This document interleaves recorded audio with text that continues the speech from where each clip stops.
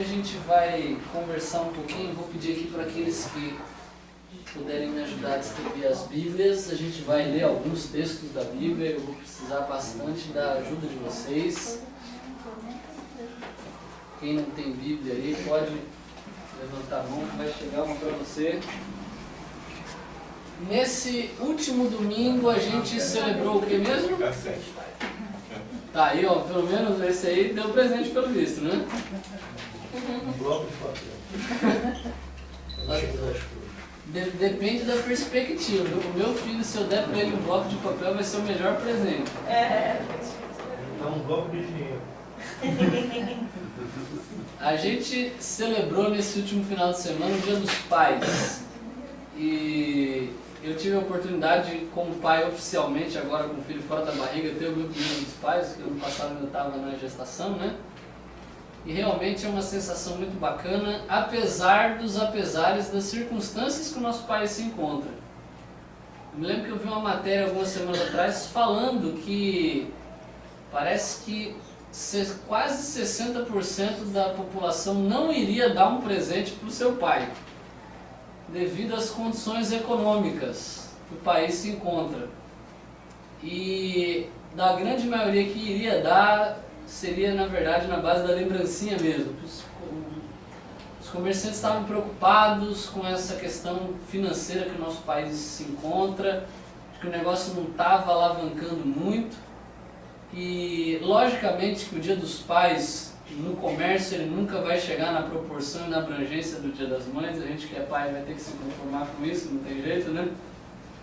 E até teve uma propaganda vinculada à Olimpíada que gerou um certo desconforto, né? Porque tem uma empresa que está fazendo uma série de propagandas e bem na época do Dia dos Pais a propaganda é voltada para homenagear a mãe. Então ficou um negócio meio assim, não sei quantos já viram essa propaganda, acho que é da P&G. No meio da época do Dia dos Pais, a propaganda enfatizando o papel da mãe, ficou um negócio ali meio desconexo, rendeu algumas... Assim, né? Pois é, né?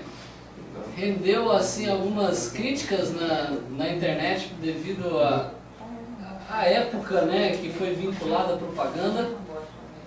Mas quando a gente fala de paternidade, quando a gente fala de pai, é impossível a gente também não lembrar do nosso Pai Celestial.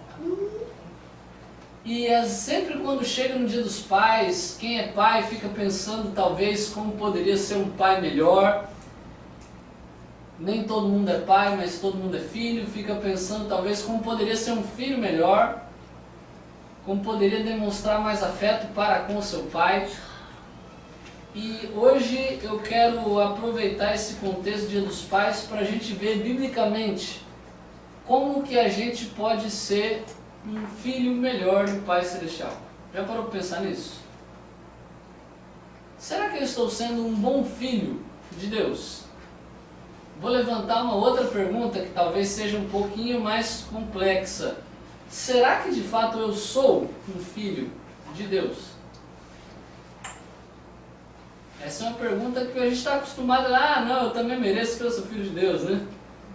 A gente vai ver um pouquinho sobre o que a Bíblia fala sobre isso. A Bíblia usa a palavra pai, para você ter uma ideia, mais de 1000 vezes. A palavra pai aparece na Bíblia 1071 vezes. A gente não vai ver todos esses textos hoje, você pode ficar bem tranquilo, não se preocupa. Mas ela mostra a importância que existe nessa relação entre pai e filho. Existe um mandamento na Bíblia que fala para a gente honrar o pai e a mãe, que coincidentemente é o único mandamento com promessa. Fala, honra o teu pai e tua mãe para que se prolonguem os teus dias na terra. E agora deixa eu fazer aqui um pequeno parênteses, porque a gente quando é pai, a gente gosta de bater nessa tecla, né, do mandamento. Tem que honrar o pai e a mãe e tal, né? E aí fica às vezes impondo essa honra, mas tem um versinho na Bíblia que fala também, que está em Efésios, se eu não estou enganado, Efésios 6, verso 4. Ele fala assim, de pais, não provoquem a ira dos seus filhos. A gente só fala, né, da primeira parte, quando o filho tem que honrar o pai e a mãe, mas esquece também que a gente também tem que respeitar os filhos e não irritá-los desnecessariamente. Os filhos devem obedecer os seus pais no Senhor, E esse é um aspecto também muito interessante, porque às vezes eu posso ter um pai que não creia, mas eu devo obedecê-lo em respeito a Deus, no Senhor. E na Bíblia a gente vê muitas vezes que Deus ele usa essa ideia de um pai. O que para quem tem uma relação difícil com o seu pai, acaba gerando uma série de dificuldades em entender a Deus também. Quem teve que lidar com um pai abusivo, quem teve que lidar com um pai violento, quem teve que lidar com um pai incompreensivo, quando vê na Bíblia Deus sendo comparado com um pai, quer tudo menos se relacionar com Deus. E existem muitas pessoas que têm uma grande dificuldade em conhecer e se relacionar mais profundamente com Deus por causa de um relacionamento ruim com o seu progenitor. Porque às vezes nunca conheceu, ou porque até conhece, mas conhecer e não conhecer parece que é a mesma coisa, e a gente sabe que tem pais que não dão a mínima para os seus filhos. Tem pai que até faz questão de inventar qualquer coisa para não ter que encarar o filho face a face.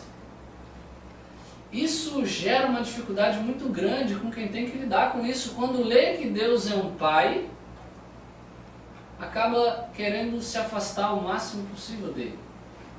É importante a gente ressaltar um ponto de que quando a Bíblia fala que Deus ele é um pai, ele não está apenas fazendo uma comparação. A Bíblia ela não apenas coloca Deus no mesmo nível dos pais humanos. A Bíblia faz questão de usar Deus como exemplo e modelo do que todos os pais terrestres deveriam ser para com seus filhos.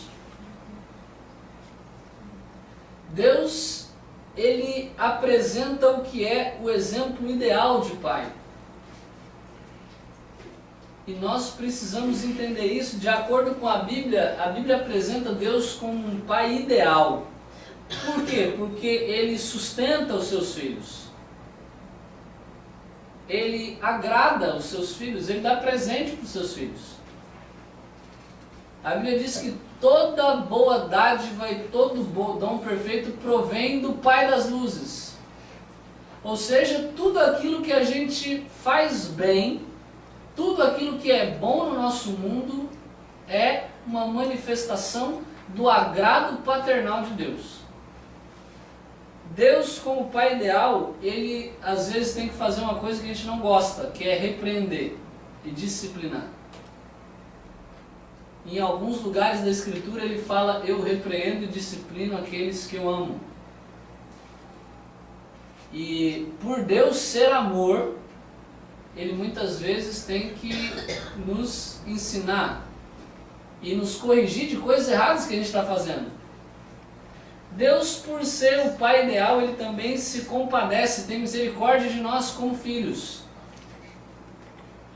A Bíblia apresenta Deus como sendo o Pai ideal, mas ela apresenta um detalhe interessante também. Eu quero convidar você para a gente ler o primeiro texto dessa noite, que se encontra em 1 João, lá no final da Bíblia, carta de João, 1 João,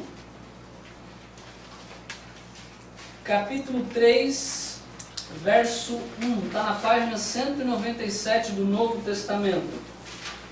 A gente vai ver uma coisa muito interessante que a Bíblia fala. A primeira coisa que a gente vai ver sobre a paternidade de Deus é que, por incrível que pareça, nem todos são verdadeiramente filhos de Deus. Parece ser uma mensagem muito forte, parece ser uma frase muito cruel, ainda mais no contexto que a gente está acostumado a lidar. Mas a Bíblia mostra essa verdade para a gente de uma forma muito interessante. Quem pode ler para a gente 1 João capítulo 3, verso 1? Página 197 do Novo Testamento. Rogério?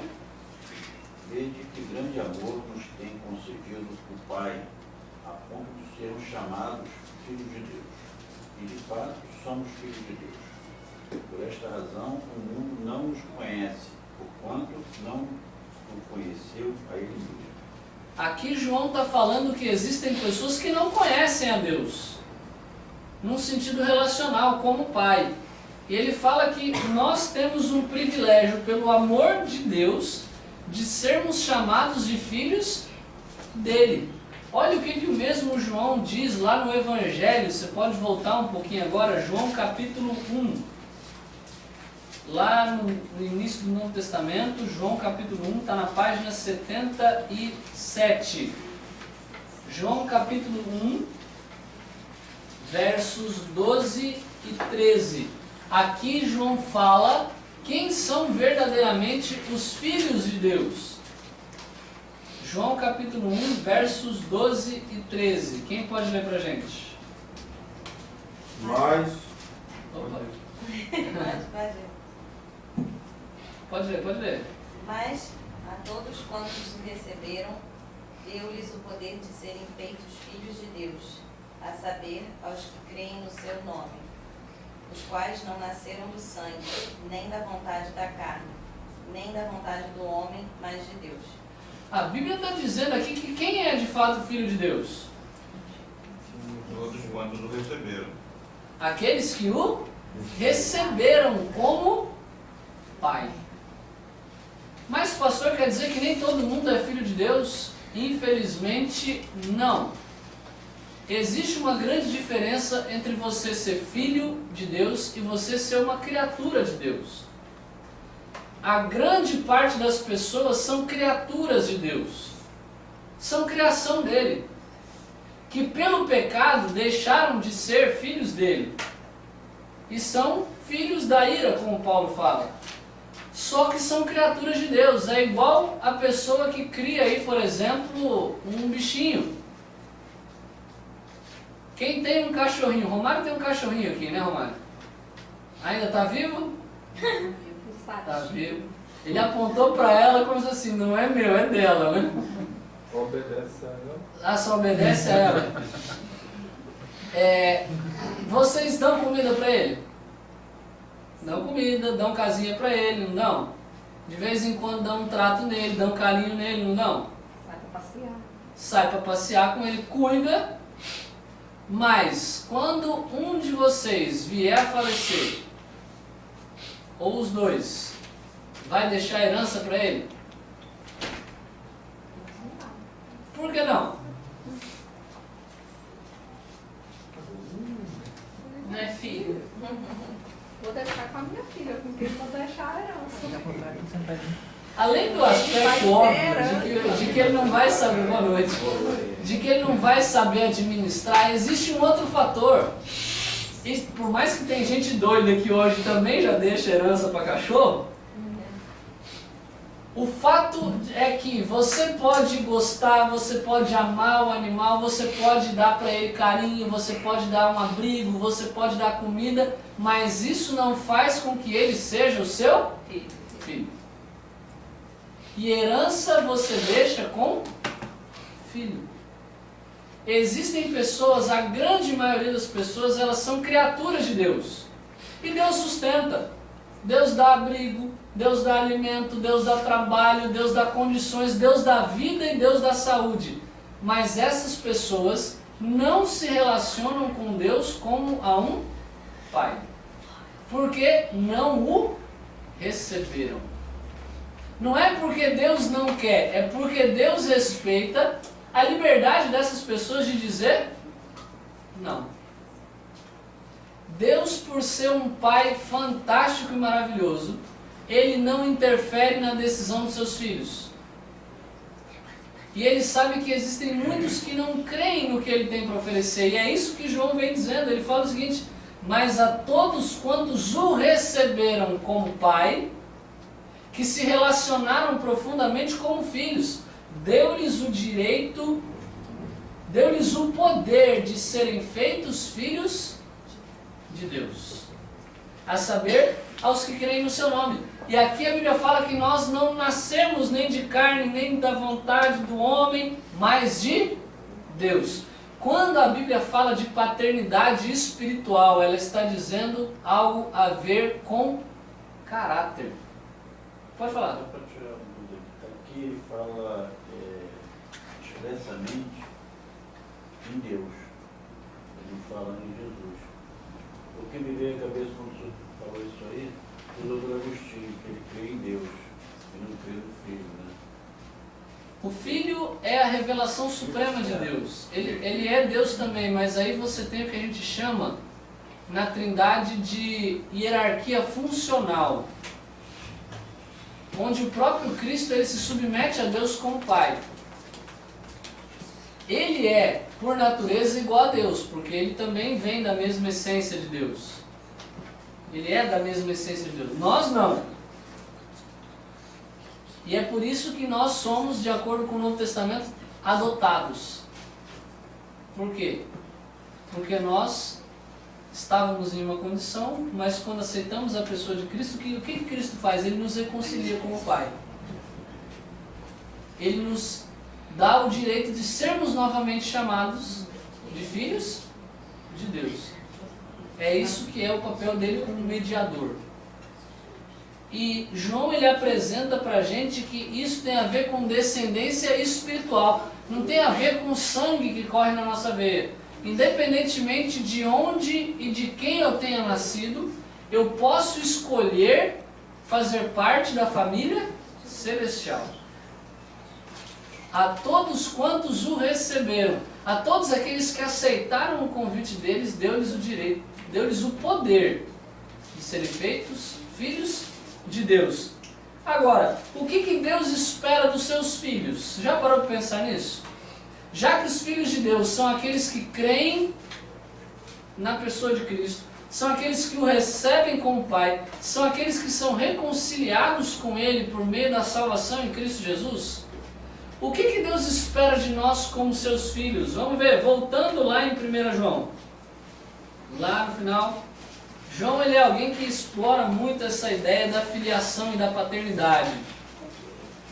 1 João capítulo 2, versos 15 e 16. Está na página 196. 1 João capítulo 2, versos 15 e 16. Quem pode ler para a gente? Não ameis o mundo nem as coisas que há no mundo. Se alguém amar o mundo, o amor do Pai não está nele. Porque tudo que há no mundo, a concupiscência da carne, a concupiscência dos olhos e a soberba da vida, não procede do Pai, mas procede do mundo. Qual é a primeira coisa que, como filhos do Pai Celestial, a gente precisa oferecer a Ele? Nós precisamos centralizar o nosso amor nas coisas que são de Deus. Ser filho de Deus significa tentar ser o mais parecido com Ele possível. É aquela famosa ideia, a gente transformou isso em ditado, filho de peixe, peixinho é. Quando Cristo fala de filiação ao Pai, Ele está dizendo exatamente isso, ser como Pai. E Ele fala, olha, vocês mentem, porque isso é próprio do pai de vocês, porque vocês são filhos do diabo, que é o pai da mentira. Falando para a liderança religiosa da sua época. Ou seja, espiritualmente nós temos duas descendências. Ou somos filhos espirituais do bem, de Deus, ou somos filhos espirituais do mal. E ser filhos de Deus implica em realizarmos coisas que estão relacionadas ao caráter de Deus. E João está dizendo o seguinte, como filhos de Deus, nós precisamos colocar a plenitude do nosso amor nas coisas de Deus. E ele fala o quê? Não ameis o mundo, nem as coisas que há no mundo. Aqui pode ser que a gente às vezes levante uma objeção. Ué, mas espera aí, a Bíblia não fala que Deus amou o mundo de tal maneira? É importante a gente entender o contexto desses dois versos, porque Deus ama o mundo no intuito de salvá-lo. E Ele está disposto a oferecer o que for necessário para salvar o mundo da sua condição. Mas quando Ele fala, não amem o mundo, nem as coisas que há no mundo, está dizendo do nosso amor dirigido para aquilo que nos dá prazer. Não no intuito de salvação, mas no intuito de práticas que são comuns àqueles que não são filhos de Na Deus. verdade, é o pensamento mundano, né? O pensamento mundano, uma mentalidade centralizada nas coisas que não são de Deus. Centralizada nas coisas que vão saciar os meus próprios prazeres e desejos carnais. A concupiscência dos olhos, que tem a ver com aquilo que eu vejo e desejo. A concupiscência da carne, o desejo que eu extravasei da minha mente para a ação. E a soberba da vida, a ganância, a cobiça, o desejo de querer ter tudo. Aquele que ama isso, ele não procede do Pai, mas ele procede do mundo. Aquele que é filho de Deus, ele busca amar a Deus acima de todas as coisas. E consequentemente ele tenta amar também as coisas de Deus. Vamos ver, o próximo verso está aí também no capítulo seguinte, 1 João capítulo 3, versos 7 a 10. Quem pode ler para a gente? Outra característica que Deus espera de seus filhos. Alguém aí que não leu ainda para dar oportunidade para outras pessoas? Filhinhos, não vos deixeis enganar por ninguém. Aquele que pratica a justiça é justo, assim como ele é justo. Aquele que pratica o pecado procede do diabo, porque o diabo vive pecando desde o princípio. Para isto se manifestou o Filho de Deus, para destruir as obras do diabo. Todo aquele que é nascido de Deus não vive na prática do pecado, pois o que permanece nele é a divina semente. Ora, esse não pode viver pecando, porque é nascido de Deus. Nisto são manifestos os filhos de Deus e os filhos do diabo. Todo aquele que não pratica justiça não procede de Deus, nem aquele que não ama a seu irmão. Aqui existe uma outra característica que Deus espera de seus filhos, que eles não pratiquem o pecado, mas pratiquem a justiça. E aqui a gente pode ver claramente esse contraste que existe entre os descendentes espirituais de Deus e os descendentes espirituais do pecado. O texto não fala, e aqui eu preciso ressaltar um aspecto muito importante, que João também vai colocar isso bem detalhado na carta, em outro lugar. Ser filho de Deus não é garantia de que nós não vamos cometer pecado algum. Deu para entender esse ponto? O que João está querendo ressaltar aqui é que nós não vivemos uma vida marcada por uma prática constante, regular e premeditada de pecado. Não viver em pecado é diferente da gente cair em tentação e cometer um pecado, cometer um deslize. João fala isso, olha, quem fala que não comete pecado nenhum é mentiroso. Mas ele fala que aquilo que Cristo começa em nós é que nós não devemos viver em pecado. Viver constantemente fazendo as mesmas atitudes que não são correspondentes àqueles que são filhos de Deus. Não existe salvação sem transformação. E aqueles que são filhos de Deus devem buscar ser mais e mais parecidos com Ele por meio de suas atitudes. E uma vida próxima à vontade de Deus, ela vai me mostrando aquilo que é errado e aquilo que é certo. E eu preciso começar agora a buscar a fazer o certo, porque Deus me orienta e me auxilia e me dá poder e forças para fazer o que é certo. Se a minha vida antes de Cristo não tem diferença nenhuma na prática da minha vida antes dele, é porque ainda não houve uma conversão real e genuína. Porque aquele que é nascido de Deus, ele não vive na prática constante do pecado, porque ele busca viver uma vida melhor. Ele busca agora praticar a justiça porque ele foi alcançado pela justiça transformadora de Cristo. Agora, existe uma outra coisa que Deus espera de seus filhos, o Evangelho de Mateus. Mateus capítulo 5, lá no início do Novo Testamento, Mateus capítulo 5, está na página 6.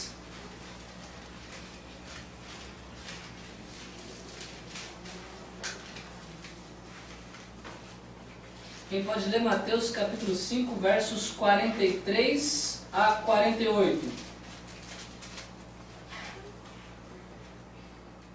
ouvistes que foi dito: amarás o teu próximo e odiarás o teu inimigo. Eu, porém, vos digo: amai a vossos inimigos, bendizei os que vos maldizem, fazei bem aos que vos odeiam, e orai pelo que vos maltratam e vos perseguem, para que sejais filhos do vosso Pai que está nos céus. Porque faz que o sol se levante sobre os maus e bons, e a chuva desça sobre justos e injustos. Pois se amardes os que vos amam, que galardão tereis? Não fazem os publicanos também o mesmo? E se saudares unicamente os vossos irmãos, que fazeis demais? Não fazem os publicanos também assim? Sede vós, pois, perfeitos, como é perfeito o vosso Pai que está nos céus. O que a Bíblia diz que Deus espera de nós como filhos?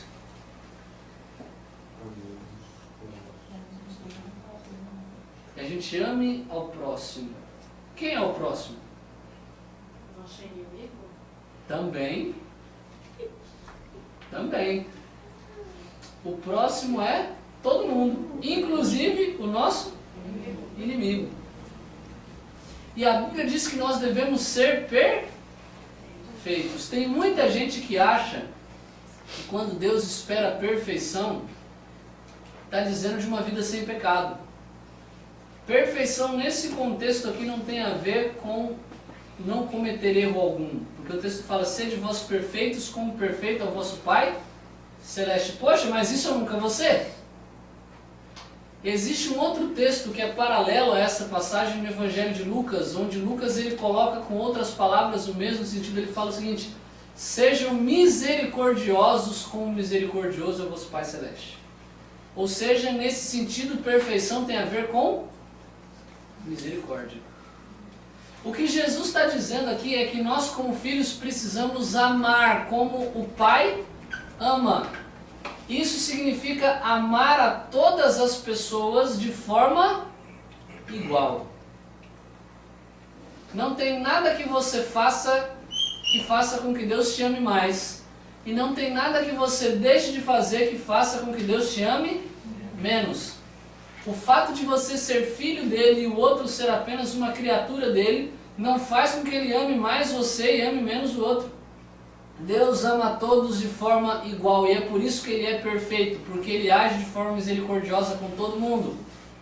A Bíblia está dizendo o seguinte, que Deus espera que nós nos comportemos da mesma maneira que Deus age, agindo de forma amorosa e igualitária, sem oferecer amor especial apenas para aqueles que a gente gosta, porque isso é muito fácil.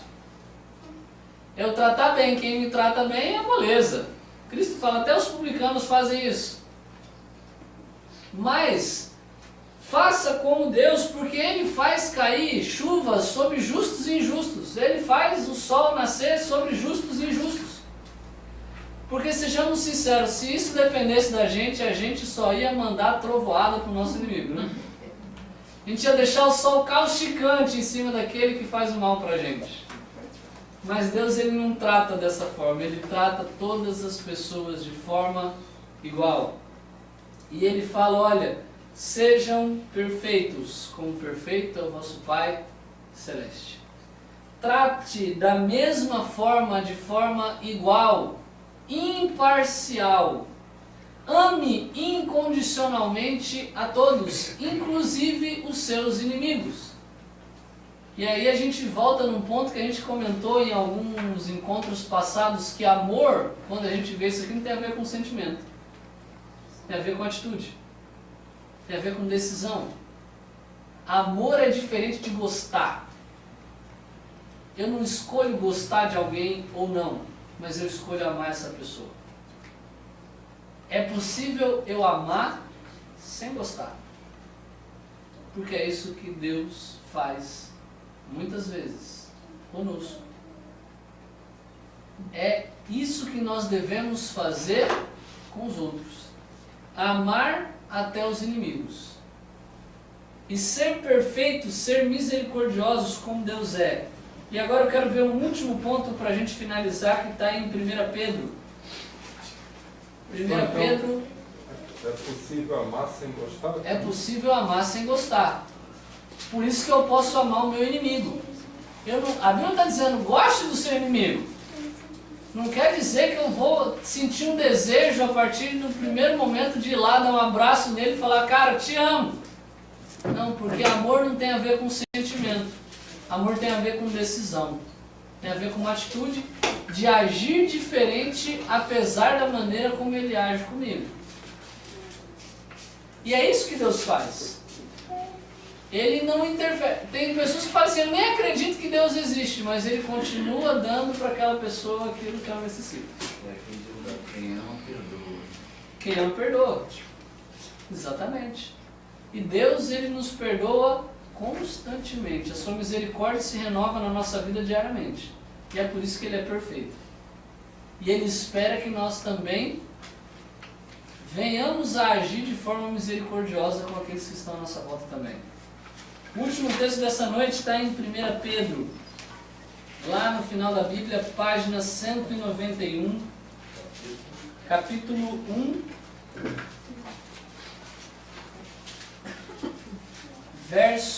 a partir do verso 13, é um trecho longo, até o verso 21.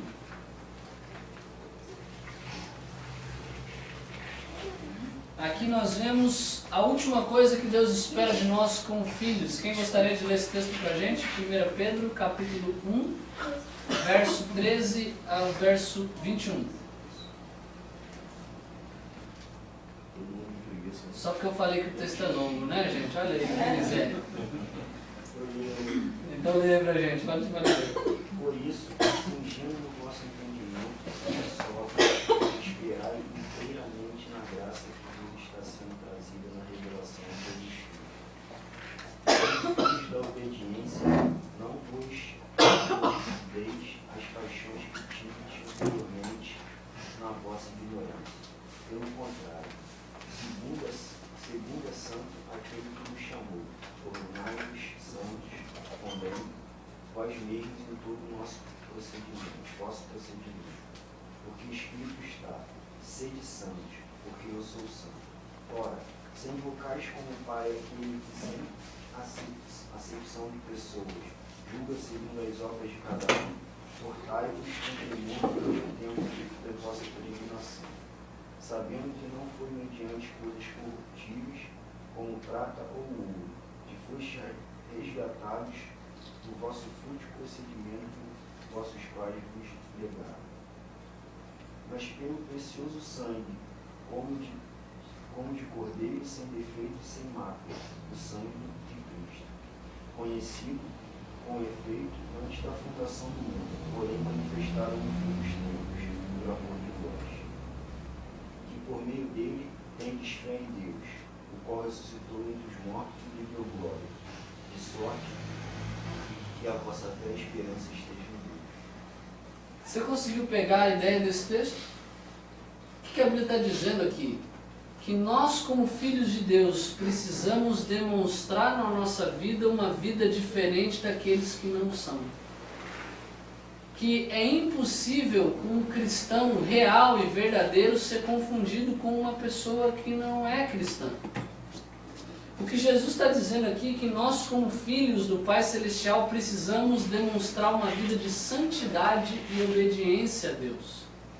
É por isso que você vê em vários lugares a Bíblia apresentando um contraste, porque não existe salvação sem verdadeira transformação. Não existe um evangelho que leva apenas a um choro, a uma falsa conversão sem mudança de vida. A Bíblia diz que aqueles que são alcançados pela graça que é revelada em Cristo Jesus, ele muda a sua vida, ele deixa de realizar as coisas que antes ele realizava para saciar os seus próprios prazeres. E ele vive uma vida de obediência, santidade, respeito e bom comportamento, não para ser salvo, mas como um resultado natural da salvação que foi nele operada. Aquele que está em Cristo é uma nova criatura e essa nova criatura precisa ser evidenciada por meio de suas atitudes. Viver como um filho do Pai Celestial é viver uma vida de proximidade com Deus. É viver uma vida relacionada com Ele, onde há a constante consciência de que Cristo nos transforma à sua imagem e semelhança. Por isso que, como filhos de Deus, nós precisamos nos comportar nesse mundo como príncipes do reino dos céus. Se somos filhos de um rei, precisamos parar de perder tempo com as coisas do mundo para tratar dos assuntos e dos negócios do reino. Precisamos nos comportar como verdadeiros príncipes que são filhos do rei do universo.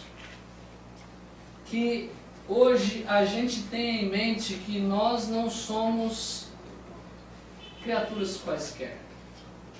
Somos filhos de Deus, porque o recebemos como Pai, tendo a certeza de que aquele que é o nosso Pai opera em nós uma mudança para que a gente fique cada vez mais e mais parecido com Ele.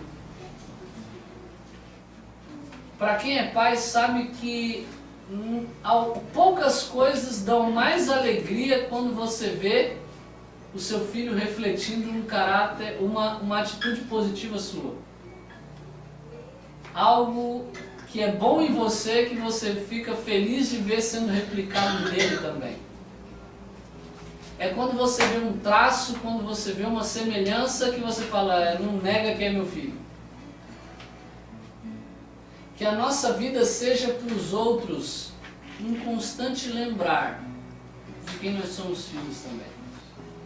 Que as pessoas, quando se encontrarem conosco em casa, no trabalho, na rua, por meio das nossas atitudes, por meio da nossa aparência, por meio das nossas palavras, percebam os traços do caráter do Pai Celestial manifesto na nossa vida, não para a nossa honra e para a nossa glória, mas para a honra e glória dele, porque fomos adotados, resgatados e redimidos pelo Pai Celestial.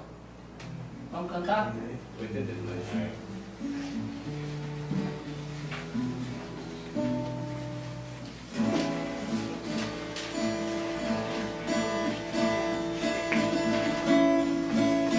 Para que esse reflexo da natureza do Pai se manifeste na vida da gente. O teu grande amor me inspira, Pai, o teu esplendor me anima, tua luz ilumina os caminhos meus, como um sol, o amor. Esses olhos teus brilham em mim,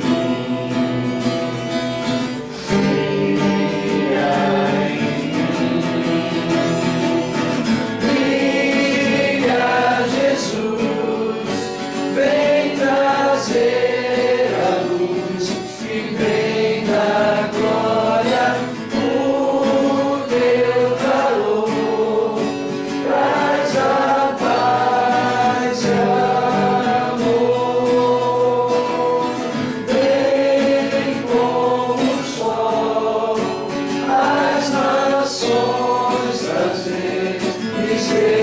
Misericórdia, brilha Jesus.